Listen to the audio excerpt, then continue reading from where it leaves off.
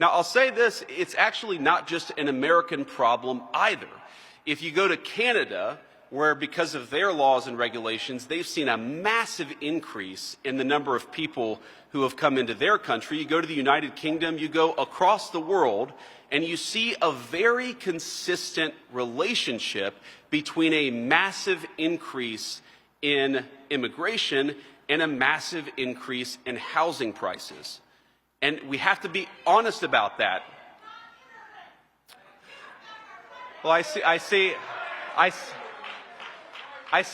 one of our nice representatives out here wants to actually, I guess, continue to flood the country with illegal immigrants, making your communities and citizens unaffordable.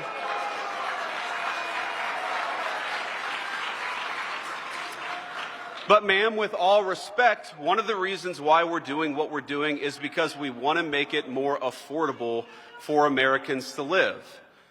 That is one of the reasons why we're doing what we're doing. Now, last week, I visited the southern border, and we decided to check in on what's going on there at the southern border. And of course, like I said earlier, you often hear about immigration enforcement as about crime and about drug trafficking, and that is a big part of it. I was at Eagle Pass, and I was talking to local border control down there, and they told me that in just a matter of weeks, their small part of the border had gone from 1,500 daily encounters to less than 30.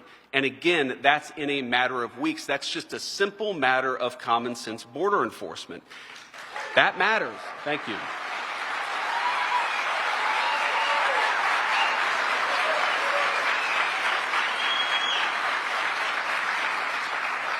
And let's talk about why it matters. I mentioned housing. But one of the things I heard down there, I was talking to the mayor in that community, and he said it's incredibly stressful on local resources. It's stressful on their local hospitals.